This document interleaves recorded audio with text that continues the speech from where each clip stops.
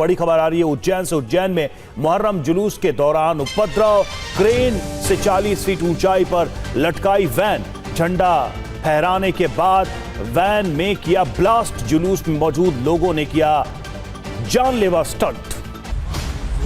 देखिए तस्वीरें सामने आई हैं, झंडा फहराने के बाद कैसे इस वैन में धमाका किया गया। जुलूस में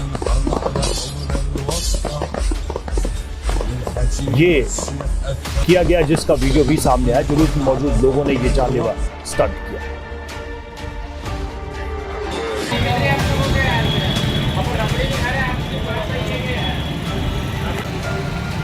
तो क्रेन से कार लटकाई गई और उसके बाद लोगों के बीच भीड़ में उसमें धमाका किया गया। आमतौर पर जुलूस और जलसों में सामाजिक सौहार्द की मिसाल की झांकी पेश की जाती है, लेकिन उज्जैन में मुहर्रम जुलूस के दौरान दहशतगर्दी का नमूना पेश किया गया, जिसमें वैन में बम विस्फोट कर युवक झंडे फहराते नजर आए। इस घटना का वीडियो वायरल होते ही पुलिस एक्शन में आई और मामले में कार्रवाई करते हुए 3 को गिरफ्तार किया है। और उज्जैन में मुहर्रम जुलूस उपद्रव मामले में कार्रवाई हुई है। वायरल वीडियो के आधार पर पुलिस की कार्रवाई। पुलिस ने 3 अभियुक्तों को गिरफ्तार किया। गिरफ्तारी के बाद पुलिस ने परेड निकाली।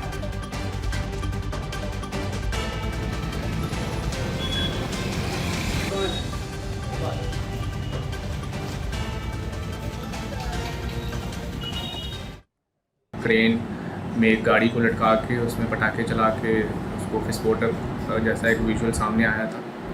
उसमें जो मुख्य आरोपी है शोएब खान, उसको पुलिस ने हिरासत में ले लिया है। शोएब खान ने ये सारा जो कार्यक्रम जो है ऑर्गेनाइज़ करवाया था। इसके अलावा जो 2 लड़के उस गाड़ी के ऊपर चढ़ के झंडा लहरा रहे हैं, जाहिद खान और तस्लीम खान, उनको भी पुलिस ने गिरफ्तार करके हिरासत में ले लिया है। राम मंदिर चढ़ावा चोरी मामले में 8 लोगों पर नामजद एफआईआर। ट्रस्ट के सदस्य कृष्ण मोहन ने अयोध्या में दर्ज कराया केस। एफआईआर दर्ज होने के बाद 6 लोगों को हिरासत में लिया गया। गिनती करने वाले कर्मचारी अनुकल्प मिश्रा, लवकुश मिश्रा, रमाशंकर मिश्रा, करुणेश पांडे हिरासत में लिए गए।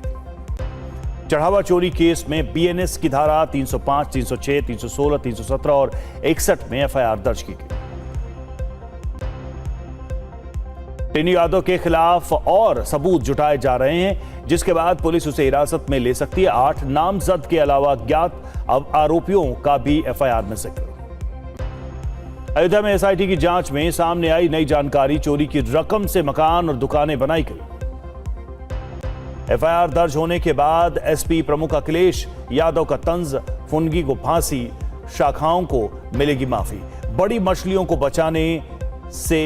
बचाना पहले से तय था। टीवी 9 से बोले अयोध्या के एसपी सांसद अवधेश प्रसाद। एफआईआर सिर्फ लीपापोती चढ़ावे में मिले आभूषणों का हिसाब किताब नहीं। आम आदमी पार्टी के राष्ट्रीय संयोजक अरविंद केजरीवाल आज अयोध्या में करेंगे रामलला के दर्शन। सोशल मीडिया पर लिखा, अनुमान गढ़ी जाऊंगा और संतों से मिलूंगा।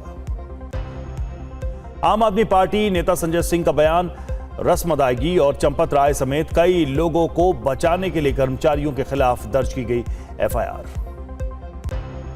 एफआईआर दर्ज होने के बाद आम आदमी पार्टी नेता सौरभ भारद्वाज का तंज, भगवान राम के मामले में इनका यह रवैया है तो आम जनता के मामले में राम भरोसे ही है। यूपी बीजेपी अध्यक्ष पंकज चौधरी ने कहा, चढ़ावा मामले में एसआईटी जांच चल रही है। मुख्यमंत्री जी ने कहा है कि 15 दिन में दोषियों पर सख्त कार्रवाई होगी। एफआईआर दर्ज होने पर आचार्य प्रमोद कृष्णम ने कहा, भगवान राम के मंदिर में चोरी का अपराध करने वालों को न इस लोक में जगह मिलेगी न ही परलोक में जगह मिलेगी। बाबरी मस्जिद राम जन्मभूमि मामले के पूर्व याचिकाकर्ता इकबाल अंसारी ने कहा कि विश्वास है चंदा चोरी में शामिल लोग पकड़े जाएंगे और चोरी की गई चीजें बरामद होगी। चढ़ावा केस में एफआईआर दर्ज होने पर वीएचपी के अंतर्राष्ट्रीय अध्यक्ष आलोक कुमार ने कहा, एफआईआर दर्ज होने से बहुत संतुष्ट हूं। पुलिस जल्द जांच पूरी कर दाखिल करे चार्जशीट। उत्तराखंड के कुल्हाल बॉर्डर पर पुलिस ने पंजाब की ओर से आ रहे निहंगों के जत्थे ने की तोड़फोड़। निहंगों का एक गुट उत्तराखंड में मार्च करने पर अड़ा। निहंगों के उत्तराखंड सीमा में दाखिल होने के बाद प्रेमनगर में सुरक्षा कड़ी, चप्पे चप्पे पर सशस्त्र पुलिस बल तैनात। जोगीवाला में पुलिस ने 15 निहंगों को किया ट्रेस। देहरादून पुलिस ने विवाद पर कहा कि करीब 20 लोगों ने बैरियर तोड़ने की कोशिश की। ऐसी किसी भी घटना से पूरी सख्ती से निपटा जाएगा। कर्णप्रयाग विवाद के बाद निहंग सिखों के उत्तराखंड कूच ऐलान के बाद प्रदेश की सीमाओं पर सुरक्षा कड़ी। उत्तराखंड हिमाचल सीमा पर छावनी में तब्दील। केंद्रीय गृह मंत्री अमित शाह की अध्यक्षता में नार्को कोऑर्डिनेशन सेंटर की अहम बैठक आज। बैठक में होगी तस्करी से निपटने के प्रयासों की समीक्षा। एमपी हाईकोर्ट में राहुल गांधी की ओर से दिए गए लिखित आवेदन में बयान पर खेद व्यक्त किया गया। राहुल गांधी ने कहा, गलतफहमी में लिया था कार्तिकेय चौहान का नाम, हाईकोर्ट ने कार्तिकेय से मांगा जवाब। यूपी के संत कबीर नगर में सीएम योगी ने किया 139 परियोजनाओं का लोकार्पण। सीएम ने कहा कि डबल इंजन सरकार सुरक्षा देना जानती है। यूपी बीजेपी के नवनियुक्त पदाधिकारियों की पहली बैठक आज शाम 4 बजे प्रदेश अध्यक्ष पंकज चौधरी की अध्यक्षता में बैठक होगी। चुनाव से पहले यूपी बीजेपी की नई टीम का ऐलान। 19 उपाध्यक्ष, 8 महामंत्री और 19 मंत्री, 6 क्षेत्रीय अध्यक्ष और 6 मोर्चा अध्यक्ष बनाए गए। कामेश्वर सिंह, अर्चना मिश्रा, सुरेश राणा, पूजा पाल, प्रियंका रावत बने प्रदेश बीजेपी उपाध्यक्ष। दिनेश प्रताप सिंह यूपी बीजेपी के मुख्य प्रवक्ता बने। नवनियुक्त यूपी बीजेपी उपाध्यक्ष नीरज सिंह ने कहा, योगी आदित्यनाथ की अगुवाई में सरकार की योजनाओं को जन जन तक पहुंचाने का काम करेंगे। यूपी के औरैया में गीता शाक्य के प्रदेश महामंत्री बनाए जाने पर जश्न। बीजेपी जिला कार्यालय पर कार्यकर्ताओं ने मिठाई बांटकर मनाई खुशी। यूपी के सोनभद्र में अपना दल एस के जिलाध्यक्ष अंजनी पटेल समर्थकों के साथ डीसीओ ऑफिस में धरना देने पहुंचे। डीसीओ पर दुर्व्यवहार का आरोप लगाकर की नारेबाजी। महाराष्ट्र में ऑपरेशन टाइगर 3.0 की आहट। शिवसेना उद्धव गुट में फिर बड़ी बगावत की आशंका। सूत्रों के मुताबिक एकनाथ शिंदे से गुपचुप मिले उद्धव के 14 विधायक। शिंदे गुट की सांसद ज्योति वाघमारे ने एनसीडब्ल्यू में उद्धव गुट के सांसद संजय राउत की शिकायत की। विवादित बयान और आचरण को लेकर की शिकायत। शिवसेना उद्धव गुट के सांसद संजय राउत ने बागी सांसद संजय दीना पाटिल पर लगाया पत्रकारों को धमकाने का आरोप। सीएम फडणवीस से की कार्रवाई की मांग। संजय दीना पाटिल के पत्रकारों को धमकी मामले पर उप मुख्यमंत्री एकनाथ शिंदे का बयान। सरकार पूरे प्रकरण की जानकारी ले रही है, सभी तथ्य सामने आने के बाद होगी बात। केतन हत्याकांड के अभियुक्त सिया गोयल की मां का बयान। कहा कि अगर मामले में मेरी बेटी दोषी हो तो उसे फांसी दे दी जाए। एसआईटी करेगी केतन हत्याकांड की जांच। केतन हत्याकांड में लोहागढ़ से नया सीसीटीवी फुटेज सामने आया है, जिसमें सिया और चेतन चौधरी दिख रहे हैं। आरोप है कि दोनों ने यही केतन की हत्या की साजिश रची थी। केतन हत्याकांड के अभियुक्त सिया गोयल का 2024 का बर्थडे पार्टी का वीडियो सामने आया है, जिसमें वो खुलेआम शराब पार्टी करती नजर आ रही है। पुणे में मासूम से रेप और हत्या के मामले में अभियुक्त भीमराव प्रभाकर कांबले दोषी करार। कोर्ट ने पूछा, तुम्हारे अपराध के लिए क्या सजा दी जाए। राजस्थान के अलवर में 5 साल की बच्ची से रेप मामले में सीसीटीवी फुटेज के आधार पर कुछ लोग हिरासत में। मामले की जांच के लिए बनाई गई 6 टीमें। दिल्ली के एलजी तरनजीत सिंह संधू ने किया संजय झील का निरीक्षण। अधिकारियों को काम में तेजी लाने के निर्देश। दिल्ली के रोहिणी में लूटपाट के दौरान बुजुर्ग की हत्या के आरोप में पकड़े गए 3 नाबालिग पिज्जा और पराठे खाने के लालच में किया शख्स का कत्ल। मध्य प्रदेश के मंदसौर में दिल्ली मुंबई एक्सप्रेसवे पर ट्रक कार की टक्कर से भीषण हादसा। हादसे में 4 लोगों की मौत, 2 घायल। राजस्थान के अजमेर में नीट का फर्जी पेपर बेचने के आरोप में 2 युवक गिरफ्तार। पुलिस दोनों से पूछताछ कर पूरे नेटवर्क का पता लगाने में जुटी है। पटना में फैजल खान की कोचिंग में आग लगने से हड़कंप। इमारत में फैला धुआं, छात्रों को सुरक्षित निकाला गया। हापुड़ में पेंट फैक्ट्री में लगी भीषण आग। फायर ब्रिगेड की 6 गाड़ियों ने आग पर काबू पाया। यूपी के मैनपुरी में सिंगापुर नहर पुल के पास रेस्क्यू के दौरान हादसा। तेज रफ्तार डंपर की चपेट में आने से डायल 112 के 2 पुलिसकर्मी घायल, इलाज जारी। अरुणाचल प्रदेश के केई पन्योर में भारी बारिश से हुआ लैंडस्लाइड। किमिन याचुली रोड पर यातायात बाधित। जम्मू कश्मीर के बारामूला में निर्माणाधीन पुल गिरने से हादसा, 9 लोग घायल, कुछ की हालत गंभीर, घायलों का इलाज जीएमसी बारामूला में जारी। राजस्थान के जयपुर की सड़क पर हाई वोल्टेज ड्रामा, पत्नी ने पति को महिला मित्र के साथ पकड़ा, गुस्साई पत्नी ने की दोनों की पिटाई। महाराष्ट्र के राजगढ़ में चोरी के शक में युवक को रस्सी से बांधकर बेरहमी से पीटा गया। पुलिस 4 लोगों के खिलाफ केस दर्ज कर मामले की जांच में जुटी है। यूपी के लखनऊ में मुहर्रम की तैयारियों के तहत पुलिस ने निकाला फ्लैग मार्च, सुरक्षा के कड़े इंतजाम, जुलूस को लेकर किया गया ट्रैफिक डायवर्जन। यूपी के फिरोजाबाद में मुहर्रम से पहले पुलिस का एक्शन, एएसपी अनुज चौधरी ने खुद नापी ताजियों की लंबाई, सुरक्षा के कड़े इंतजाम। फिरोजाबाद के एएसपी अनुज चौधरी के ताजिया नापने को लेकर विवाद, ऑल इंडिया शिया पर्सनल लॉ बोर्ड के जनरल सेक्रेटरी मौलाना यासूब अब्बास ने जताया एतराज। एमपी के जबलपुर में मुहर्रम से पहले सिहोरा में पुलिस आरएफ का फ्लैग मार्च, अराजक तत्वों को पुलिस की चेतावनी, सांप्रदायिक सौहार्द बनाए रखने की अपील। उज्जैन में मुहर्रम के मौके पर कार ब्लास्ट के 3 अभियुक्तों को पुलिस ने किया गिरफ्तार, आरोपियों का जुलूस भी निकाला गया। मुंबई के डोंगरी इलाके में निकाला गया मुहर्रम का जुलूस, भारी सुरक्षा और यातायात डायवर्जन के साथ निकाला गया जुलूस। 1 जुलाई से पासपोर्ट बनवाना होगा महंगा, 36 पेज के नए पासपोर्ट के लिए 2500 और 60 पेज के पासपोर्ट की फीस होगी 3500। आईपीएस महेश दीक्षित नए आईबी चीफ नियुक्त, 1993 बैच के तेलंगाना कैडर के आईपीएस हैं महेश दीक्षित। राजस्थान के उदयपुर में निर्जला एकादशी पर फतेह सागर झील पर पतंगबाजी कार्यक्रम, सैकड़ों खिलाड़ियों ने लिया हिस्सा।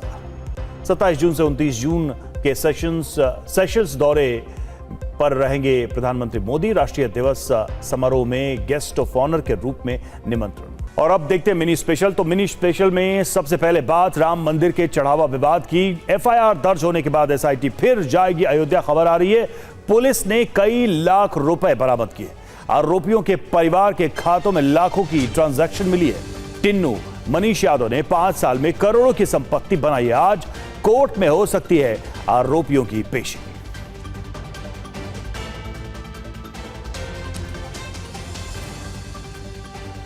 तो आरोपियों के परिवार से लाखों की रकम मिली है, ट्रांजैक्शन रिकॉर्ड खंगाला गया है और टिन्नू मनीष यादव ने 5 साल में करोड़ों की संपत्ति बनाई।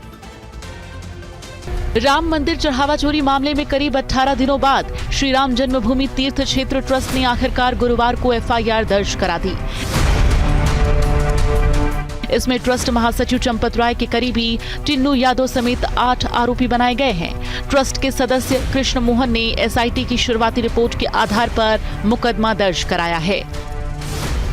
राम मंदिर ट्रस्ट में कृष्ण मोहन सितंबर 2025 में शामिल किए गए थे।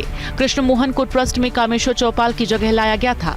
कामेश्वर चौपाल का बीमारी के बाद निधन हो गया था, जिसके बाद ये रिक्त स्थान भरा गया। जिनके खिलाफ एफआईआर दर्ज की गई है उनमें रमाशंकर यादव उर्फ टिन्नू यादव, लवकुश मिश्र, अनुकल्प मिश्र, सुभाष श्रीवास्तव, करुणेश पांडे, रमाशंकर मिश्र, अविनाश शुक्ला और मनीष यादव के नाम शामिल हैं। अयोध्या राम मंदिर चढ़ावा चोरी मामले में आखिरकार एफआईआर दर्ज कर ली गई, जिसमें कि 8 लोगों को नामजद किया गया है। उसमें से एक नाम अनुकल्प मिश्रा का भी है, जिसके घर के सामने इस वक्त हम मौजूद हैं। ये मकान अनुकल्प मिश्रा का है, जो कि अयोध्या के कौशलपुरी में स्थित है। हमने यहाँ इनके परिवार से भी बातचीत करने की कोशिश की, हालांकि परिवार के सदस्य बातचीत करने से इनकार कर रहे हैं और सभी आरोपों से भी इनकार कर रहे हैं। लेकिन जो पुलिस ने एफआईआर दर्ज की है उसमें 8 लोगों को नामजद किया गया है और उसमें एक नाम अनुकल्प मिश्रा का भी उसमें मौजूद है। सूत्रों से जानकारी मिल रही है कि कुछ आरोपियों को हिरासत में लेकर उनसे पूछताछ भी की जा रही है। हालांकि पुलिस की तरफ से अभी भी किसी की गिरफ्तारी की कंफर्मेशन जो है वो नहीं आई है। चढ़ावा चोरी का मामला पहली बार 7 जून को सामने आया था। ट्रस्ट के अनुरोध पर सरकार ने जांच के लिए 13 जून को एसआईटी बनाई थी। 23 जून को इसने अपनी शुरुआती रिपोर्ट सरकार को सौंपी, जिसके बाद अब 6 अभियुक्तों को हिरासत में लेकर पूछताछ हो रही है। बता दें कि श्री राम जन्मभूमि तीर्थ क्षेत्र के चढ़ावा में चोरी का मामला सामने आने के बाद ट्रस्ट ने विशेष जांच का अनुरोध किया था। मुख्यमंत्री योगी आदित्यनाथ के निर्देश पर जांच के लिए ट्रस्ट का गठन हुआ था। मुख्यमंत्री योगी आदित्यनाथ ने कहा था कि एसआईटी की निष्पक्ष जांच से दूध का दूध और पानी का पानी होकर रहेगा और दोषियों को बख्शा नहीं जाएगा। एसआईटी गठित हुई है, दूध का दूध और पानी का पानी होगा। मेरी सभी संबंधित से यही अपील होगी, एसआईटी की रिपोर्ट आने तक कोई बयानबाजी कतई न करें, क्योंकि बीच बीच में जब बयानबाजी होती है तो वह जांच को प्रभावित करती है। अभियुक्तों के खिलाफ धारा 305, 306, 316(5), 317(4), 317(5), 61, 35 BNS व 13(1)A PC एक्ट के तहत मामला दर्ज किया गया है। Bureau report, TV9 Bharatvarsh. और कैसे एफआईआर तक पहुंचा मामला? 7 जून एसपी नेता पवन पांडे ने आरोप लगाया। फिर 8 जून को अखिलेश यादव ने सोशल मीडिया पर मुद्दा उठाया। 14 जून को 3 सदस्यीय विशेष जांच दल का गठन किया गया। 15 से 18 जून की बात करें, एसआईटी ने अयोध्या जाकर जांच शुरू की। 23 जून को एसआईटी ने प्रारंभिक रिपोर्ट दी। 25 जून को चढ़ावा चोरी में एफआईआर दर्ज कर ली गई। तो इस तरीके से पूरी प्रक्रिया अपनाई गई और एफआईआर दर्ज की गई है। चढ़ावा चोरी केस में एफआईआर के बाद सियासत भी तेज हो गई। अखिलेश यादव ने एफआईआर पर तंज कसा है। फुनगी को फांसी, शाखाओं को मिलेगी माफी, ये अखिलेश कह रहे हैं। संजय सिंह ने चंपत राय पर कार्रवाई की मांग की है। वीएचपी के कार्यकारी अध्यक्ष ने जताई है संतुष्टि।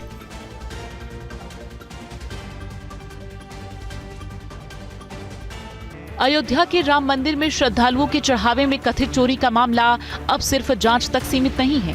आरोप प्रत्यारोप का नया दौर शुरू हो गया है।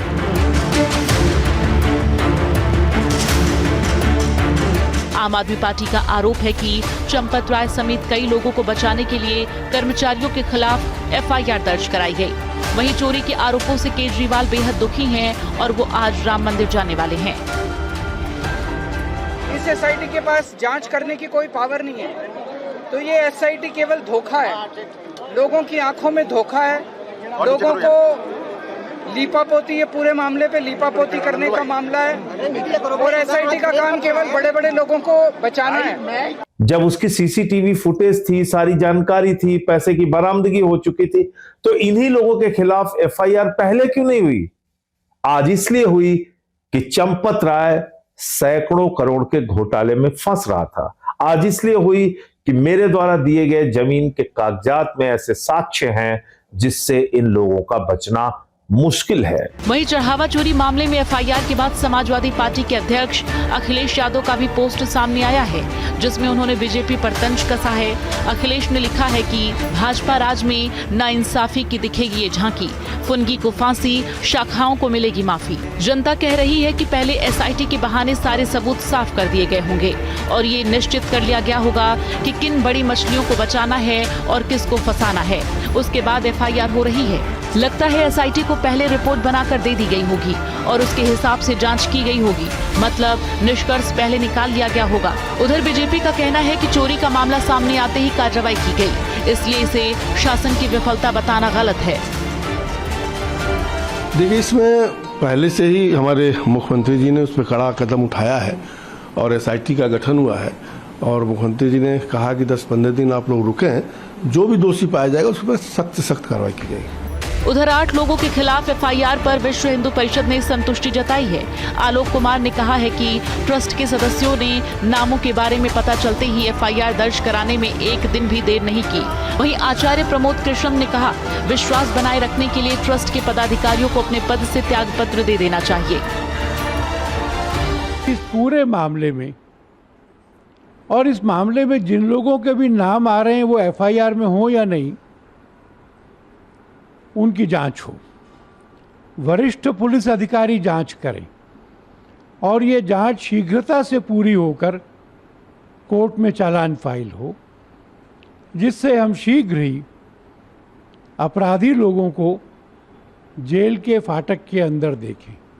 एक विश्वास को बनाए रखने के लिए लोगों की श्रद्धा को ध्यान में रखते हुए श्री राम जन्मभूमि ट्रस्ट के पदाधिकारियों को अपने पद से त्यागपत्र दे देना चाहिए। और राम मंदिर चढ़ावा चोरी मामले में एफआईआर दर्ज होने पर कांग्रेस की तरफ से भी प्रतिक्रिया सामने आई है। दिग्विजय सिंह ने पूछा है कि इस मामले में चंपत राय और अनिल मिश्रा की गिरफ्तारी क्यों नहीं हुई है। वहीं अजय राय ने एसआईटी की जांच करने वाले अफसर पर ही सवाल उठा दिया है।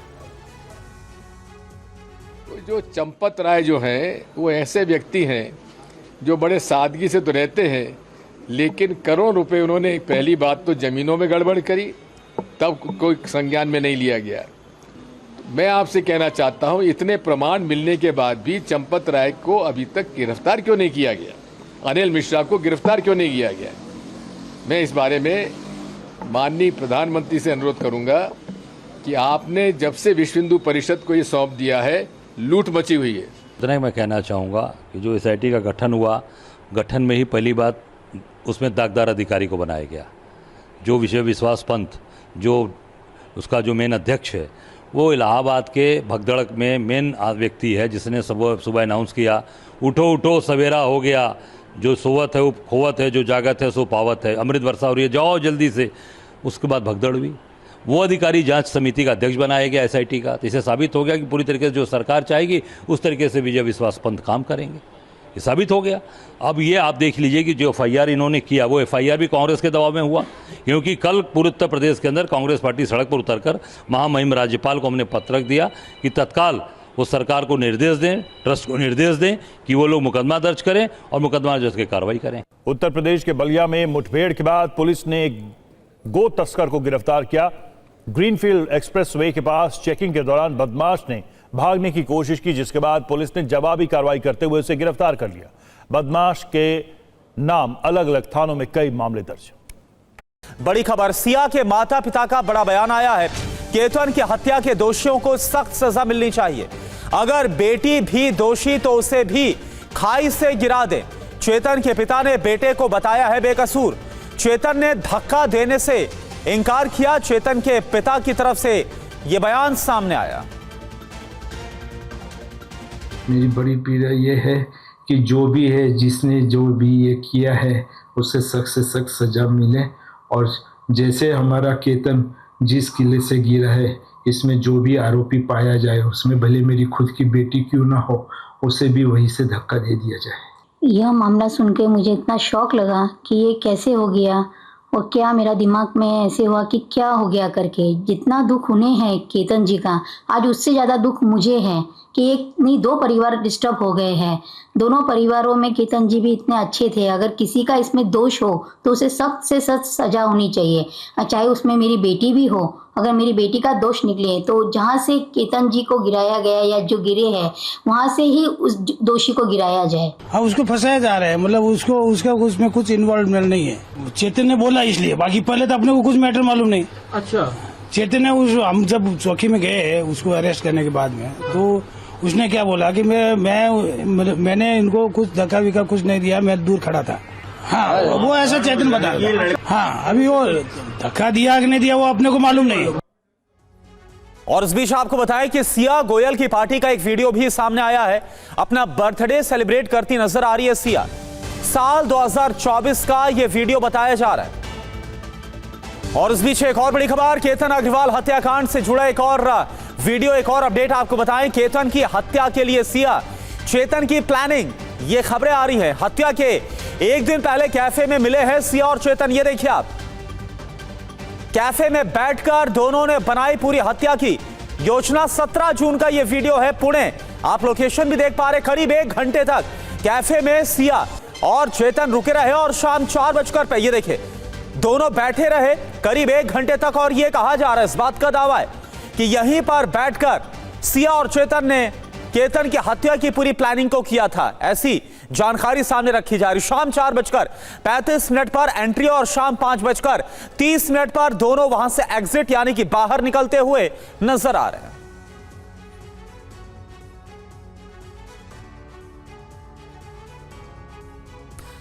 तो ये 2 तस्वीरें इस वक्त आपको हम दिखा रहे हैं। ये देखिए आप, पुणे के एक कैफे का ये वीडियो है, जहां पर एक वीडियो में आप दोनों को बहुत ही करीब से, ये जो वीडियो है वो जिसमें दोनों के चेहरे भी साफ नजर आ रहे हैं, सिया और चेतन के।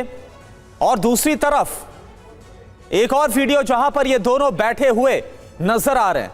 और यह कहा जा रहा है, इस बात का दावा है कि यहीं पर केतन अग्रवाल की हत्या को लेकर साजिश को रचा गया था। इस बात का दावा है।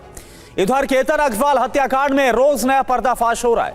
सिया और चेतन ने केतन अग्रवाल की हत्या अचानक नहीं की, बल्कि प्लानिंग के तहत मर्डर किया गया। केतन की हत्या के पहले सिया और चेतन एक कैफे में मिले थे, जहां पर उन्होंने केतन के मर्डर की पूरी योजना बनाई। वहीं साल 2024 में सिया की बर्थडे पार्टी का भी एक वीडियो आप देख पा रहे हैं, जो कि सामने आया है, जिसमें सिया पूरी तरह से एंजॉय करते हुए अपने बर्थडे को नजर आ रही है। तो ये 3 तस्वीरें इस वक्त आपको हम दिखा रहे हैं। केतन अग्रवाल हत्याकांड को लेकर लगातार जो अलग अलग खबरें निकल कर आ रही, जो वीडियोस निकल कर आ रहे हैं, वो इस वक्त आपके सामने। और ये देखिए, ये 3 तस्वीरें, 3 वीडियो आपके सामने, जिसमें एक साल 2024 का जब सिया ने बर्थडे सेलिब्रेट किया, और एक 17 जून का वीडियो। कहा जा रहा है कि यहीं पर चेतन और सिया ने केतन अग्रवाल की हत्या को लेकर साजिश रची थी।